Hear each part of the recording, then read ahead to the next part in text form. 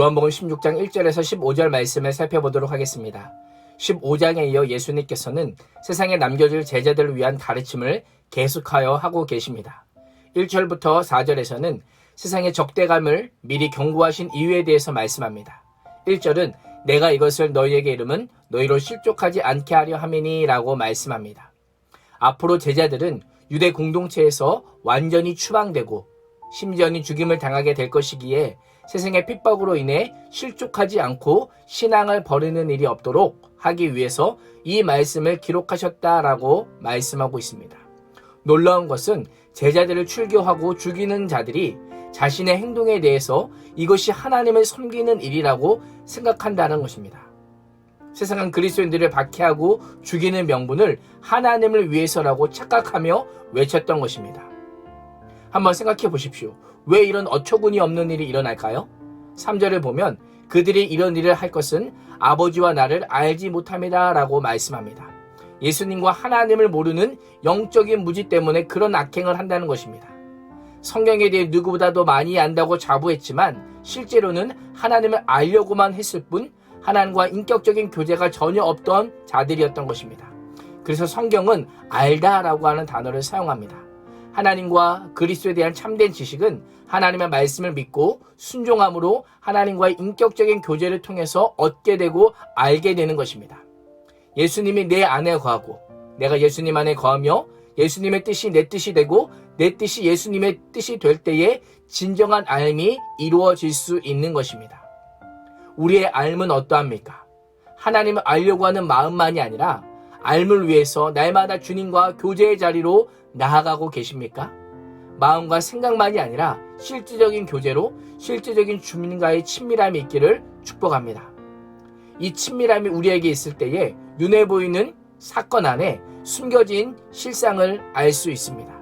7절에 보시면 그러나 내가 너희에게 실상을 말하노니 내가 떠나가는 것이 너희에게 유익이라. 내가 떠나가지 아니하면 보혜사가 너희에게 오지 아니하실 것이요 가면 내가 그를 너희에게 보내리니 라고 말씀합니다. 이 말씀은 근심에 사로잡힌 제자들을 위로하기 위해 주신 미봉책이 아닙니다. 매우 분명하고 확실한 말씀입니다. 실상이 무엇입니까? 예수님께서 떠나가지 아니하면 보혜사 성령께서 제자들에게 오시지 않는다는 것입니다. 성령께서 오셔서 제자들의 지각을 열어주심으로 예수님께서 이 땅에 오신 목적을 깨닫게 하시기 때문입니다. 육신으로 존재하신 예수님께서 떠나가시면 제자들은 홀로 남겨지게 되지만 성령님께서 오시면 제자들의 마음속에서 떠나지 않고 언제 어디서나 함께 하시기 때문에 성령이 오시는 것이 제자들에게 유익인 것입니다. 이 실상을 알지 못하면 예수님의 십자가 죽음은 실패에 불과합니다. 그러나 실상을 알게 되면 실패처럼 보이는 십자가가 구원 사역의 핵심이 되는 것을 알게 되는 것입니다. 그래서 8절 위의 말씀은 실상을 알게 하시는 분인 성령님에 대해서 말씀합니다. 세상에 대한 성령님의 역할은 세 가지 차원에서 세상을 책망하시는 것입니다. 첫 번째로는 죄에 대한 책망입니다. 세상의 죄는 예수님을 믿지 않는 것입니다. 예수님을 거절하는 것을 넘어 예수님을 보낸 하나님을 거절한 것이기 때문에 성령께서는 그 죄를 책망하실 것이다 라고 말씀하고 있습니다. 두 번째로 성령님의 역할은 의에 대한 책망입니다. 성령께서 의에 대해서 세상을 책망한다는 것은 세상을 향해 예수 그리스도의 죽음의 의미와 예수님의 순종과 사역의 완성을 선포한다라고 하는 의미입니다. 세 번째로는 세상 임금에 대해서 심판하실 것이다 라고 말씀합니다. 12절에서 14절은 제자들을 향한 성령의 역할에 대해서 말씀합니다. 13절은 성령의 역할을 두 가지로 말씀합니다. 하나는 우리를 진리 가운데로 인도하실 것이다. 또 다른 하나는 성령님은 우리에게 장래의 일을 알게 하실 것이다 라고 말씀합니다. 진리 가운데로 행하도록 인도하실 수 있는 가이드는 오직 성령님 뿐이십니다. 성령님만이 우리를 바른 믿음의 길로 인도하실 수 있는 유일한 분이신 것입니다.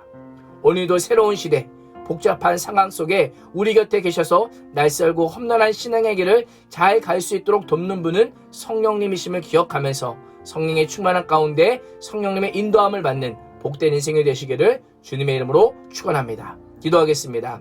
하나님, 예수님의 가심과 보혜사 성령의 오심은 제자들에게 더 큰 유익이었던 것처럼 세상의 논리를 따르지 않고 진리를 따르는 삶이 우리 그리스도인의 실상임을 깨달아 알게 하여 주시고 오늘도 근심에서 벗어나 성령의 충만한 삶으로 날마다 진리 가운데 인도하여 주시고 장래인들을 알게 하시는 성령의 인도함을 받는 복된 인생이 되게 하여 주옵소서. 그렇게 하실 주님을 기대하오며 살아계신 우리 주 예수 그리스도의 이름으로 간절히 기도합니다. 아멘.